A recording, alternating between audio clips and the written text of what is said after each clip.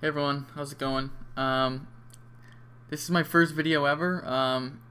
It's definitely not perfect. In the future, I'd like to get a program to really edit these videos and make it more professional. But for now, with the arena season coming out in 6 hours, I'd like to get some content out there and really help all the elementals out there improve their gameplay.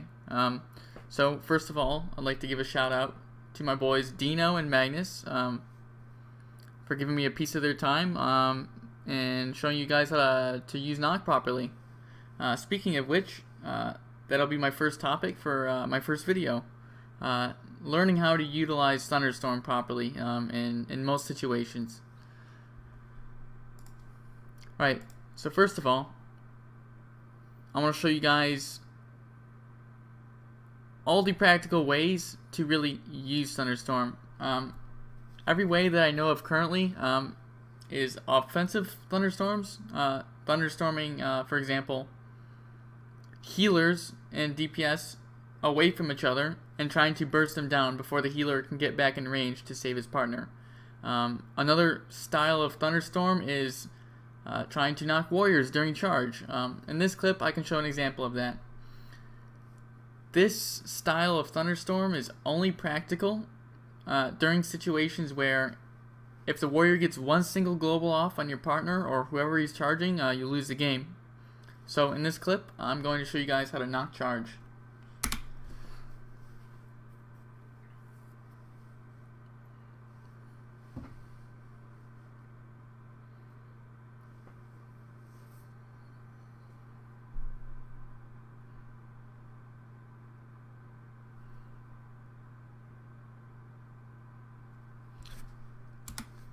So, knocking charge isn't always super practical, and to position yourself for knocking charge, you don't want to be right where the warrior is. It is possible to knock charge if you're standing where they initially charged from, although it does make it a little bit more difficult due to having to have a really insane reaction time, and if you happen to be on global when he charges, then you're probably not going to knock it. Ideally, where you want to be positioned when you want to knock charge is somewhere in between the charge target and where the warrior's charging from. This allows you to kind of react to the charge, and you can knock him at any point during the actual charge animation. So knocking charge is useful in situations where if the warrior gets one global off on your partner, you lose the game. Your partner's very low health, the warrior's charging to execute or something. And yes, that is the best use of knocking charge. Next, I'd like to show you guys how to knock heroic leap from warriors as well, not only charge. So in this clip, we're going to knock heroic leap.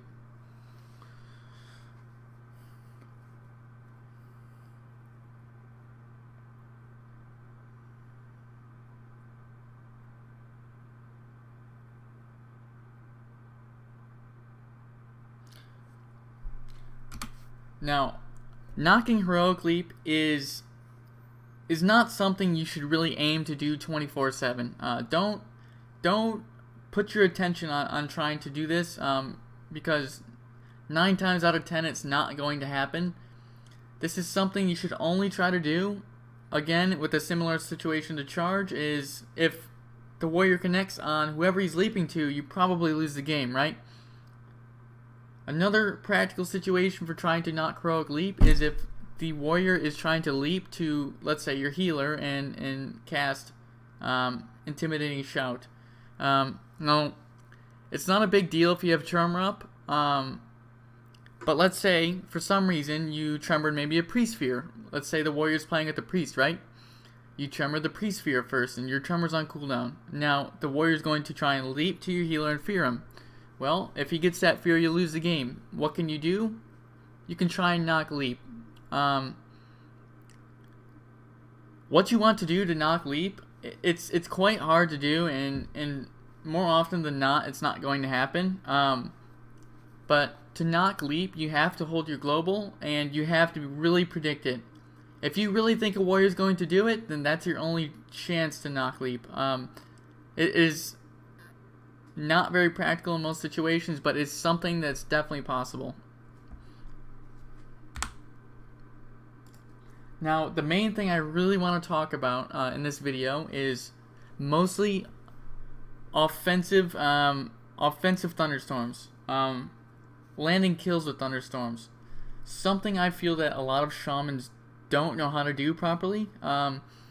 Thunderstorm is honestly one of your best offensive tools. You know, you can use it defensively, and you know, you can use it to stop charge, etc. But I do feel that Thunderstorm is one of your best offensive tools, and maybe the most misused spell in the entire game. I don't think any other class and any other spell in the game is more misused than Thunderstorm. Alright, so in this clip, ooh, that's loud. Ooh, let me rewind here. In this clip, I'm going to show you guys how to position and how to offensively knock properly. So, whenever you try to offensively thunderstorm, you're going to want to put yourself between the kill target and the healer, okay? Now, this doesn't really apply if you're really trying to kill healers. The knock most likely won't do anything except hurt your other partner who might happen to be a melee or something of that sort. Now, if you're trying to do an offensive knock, you need to put yourself between the two targets, as you see in the video. So what you're gonna want to do is obviously thunderstorm, and then you're gonna wanna have some earth shocks ready to go. You're gonna typically want to have enough maelstrom to get the earth shocks done, just to keep the kill target stunned for just a few seconds, so you can land the kill. So let's play the clip here, and you'll see how to do it.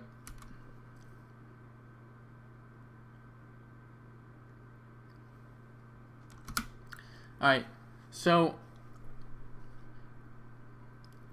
I win a very large amount of my games by doing what you just saw, offensively knocking. It is practical in every situation. It doesn't, you don't even have to knock the healer out of line of sight.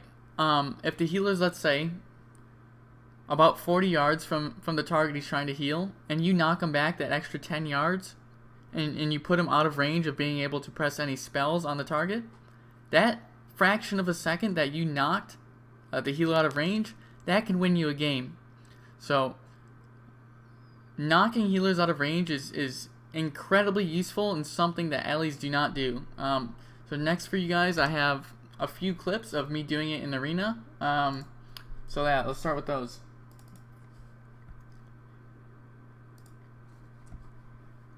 So, in this game, let me skip ahead here a little bit to where the knock's going to happen. Some intense PvP action here. Alright, so the knock's coming up here. As you can see, we have our Resto Druid near the boxes, and the Pally's kind of putting himself near the Resto Druid. What that allows us to do is create separation with our knock, right? Because the name of the game is you want to be between the kill target and the healer, okay? So let me slow this down just a sec here. Alright, let's play it. So the Ret is still near his Druid, which is excellent. Actually, now that I think about it, I think we killed the Rogue here, not the Ret. Same concept though. I'm currently between the Resto Druid and the kill target, right?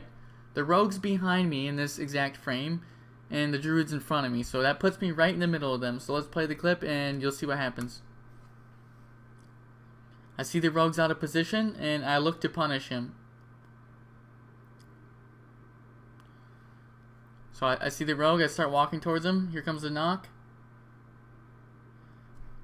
Right here, I'm perfectly in between the Resto Druid and the Rogue, so I'm going to knock right here. Knock both. Earthshock. Earthshock again, and that'll do it. The Druid was almost back in line of sight. The Druid, maybe one more second, would have been back and able to heal the Rogue. All you need is that slight interruption. With how bursty Earthshock is right now, all you need is one global's worth of time to get your Earth Shock off in one global worth of time of separation, and you can win the game. Alright, so I'm going to move on to the next clip here.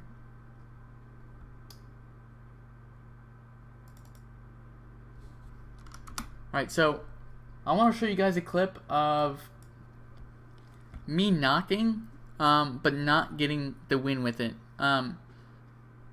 Like I said, you do not have to always win the game off of the knock. It is okay if you put in the effort and attempt to do it, and let's say you get cheat death from a rogue. If you know you do it and you get bubble, right? That's a fair trade. So in this clip, I offensively knock, and I do not get the kill. But if I got the ear shock off half a second faster, the rogue would die in this clip. So let's play the clip. I'm going to skip ahead a little bit.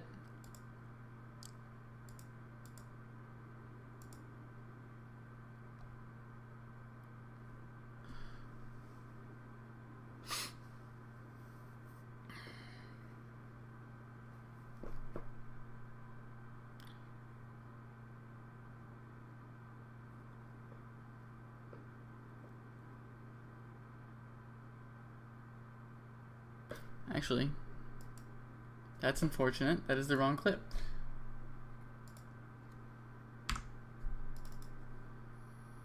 Is it this one? Ah, yes, I believe it is. Okay. Let me rewind here. Alright, so as you can see, the Resto Shaman is directly behind me and the Moonkin is in front of me. Like I said, that puts me right in between the two targets that I look to thunderstorm, right in the center. So I'm going to knock, and I'm going to try and kill the Moonkin. Although I do not kill the Moonkin here, it gets me extremely close to a kill, and I actually think the Moonkin would die if Smexon noticed that I was trying to kill the Moonkin. Unfortunately, I think he's trying to kill the rogue here. So let's play the clip. I will knock both here.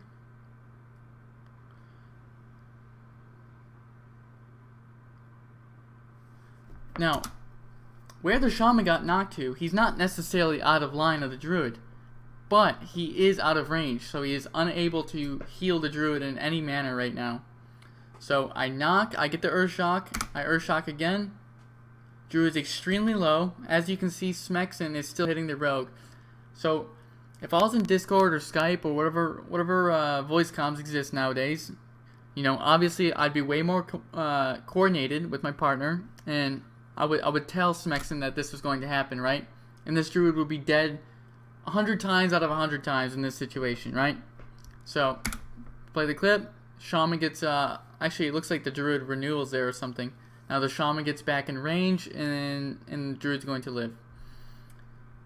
So, A for effort, right? It is definitely always worth it if you guys see an opportunity, and you should always be looking for opportunities mid-arena.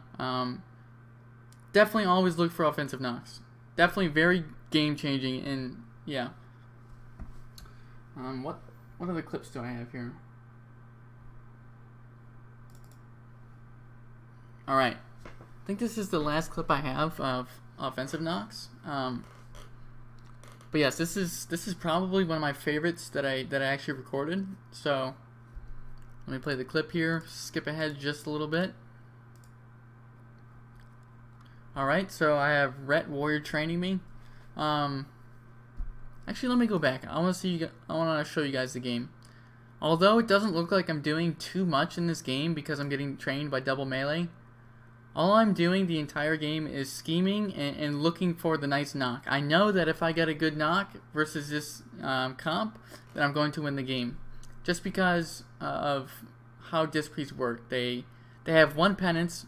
They can penance while moving, and then the rest of their healing has to be casted, or obviously they can cast shields, but I have Purge, so it's not that big of a deal. Alright, so I'm going to play the game. Like I said, I'm not going to do much at the start of the game here, right? I'm just building my Lava Shock trait. As you can see in the upper right corner, it looks like an Earth Shock. Yeah, I'm just spreading my Flame Shocks, building my Maelstrom, and looking for a nice knock. Skip a little. A little bit more. A little bit more. As you can see, my lava shock is fully stacked. So I'm really looking for a nice knock here. Alright. So, what this priest just did is actually a very big mistake versus Ellie.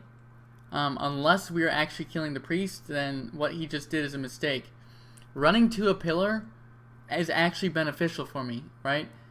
If the priest were to go slightly to his left towards the wall, so I was actually not able to knock him anywhere, then it would actually help him more than actually running to the pillar.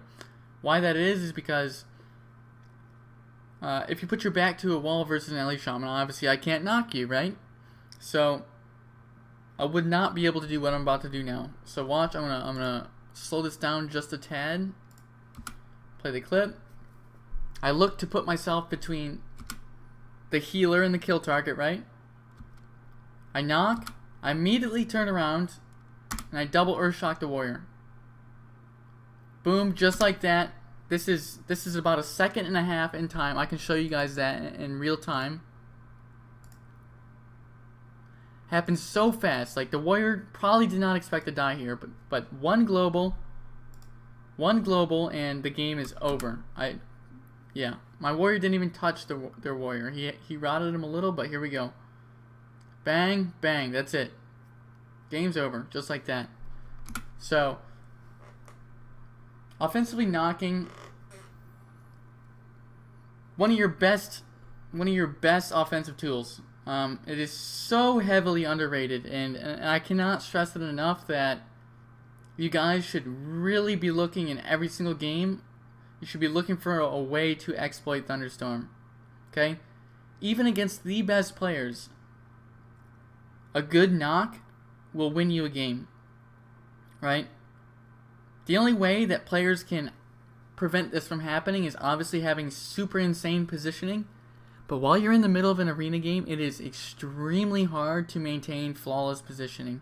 This is the last thing most players are thinking of, right? Yeah, so I cannot stress it enough. Be always looking for insane knocks. And the last thing I have to show you guys is some small things about Thunderstorm and what it DRs with, for example, such as Ursul's Vortex.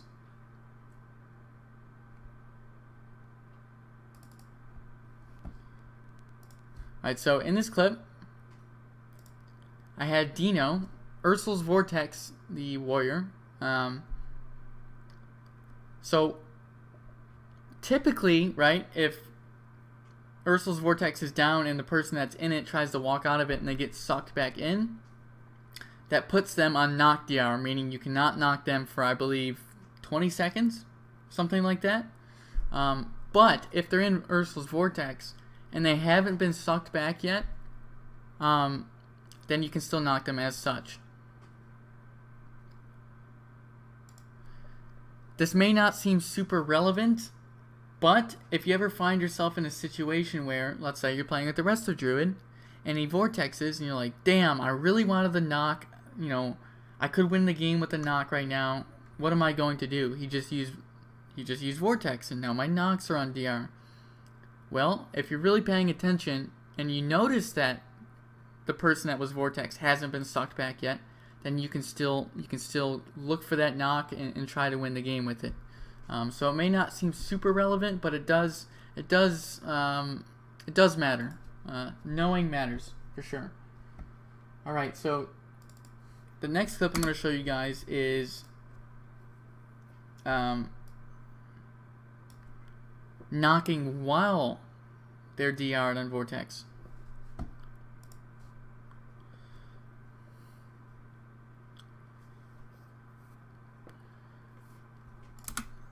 One of the most annoying things as an Ellie Shaman is knocking or attempting to knock someone that's already on knock DR. Because it can lose you a game, because if you're obviously not paying attention and you don't always track knock DRs, then if you go to Thunderstorm at a crucial moment and it doesn't do anything, then you're probably going to lose. And B, like, offensively, you're right. You want to win the game. You absolutely know you can win the game with a knock right now, and you knock and it does nothing. It tilts me every single time, and when I get tilted, I start to play worse. But yeah, so here's knocking after the target has already been sucked back in.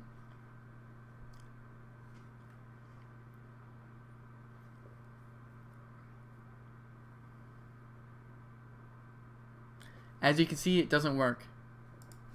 So I'm not necessarily only speaking about Arena when I say these things. These same rules can be applied to RBGs as well. I'm definitely a big RBG player myself. So I didn't, unfortunately I wasn't able to get any clips of the next things I want to talk about. But Holy Priest and Disc Priest knockback, I don't know the name of it off the top of my head. But the Priest knockback has a weird interaction with other knocks in the game. The Priest knockback does not DR, so that's decently important, assuming you ever play with like a Disc Priest in Arena or like a Holy Priest or something. The same can be applied for RBGs, right? You're like, damn, I really want to knock this guy in Eye of the Storm. I just saw him get knocked back though. Now I can't knock. Well, if it was a Priest knockback, then that's not true. The last thing I want to talk about that I sadly was not able to get a clip of is using knock properly versus rogues, specifically sub-rogues. Doesn't matter as much for Outlaw because they have a ranged pistol shot which stuns, so they can do it from range. It matters a little bit versus Assassin Rogues. Actually a good bit versus Assassin Rogues. Is knocking as your stun's about to end. Okay, so versus a sub-rogue, let's say your kidney shot, right? And kidney shot ends in, let's say, half a second. You're going to want to knock versus a rogue, not as soon as you get stunned, because they're going to get back to you before the stun ends, and they're going to get the restun. But if you knock right as your stun's about to end, right, you're going to come out of stun, and you're going to be able to perhaps get around the pillar before they can shadow step back to you and restun you.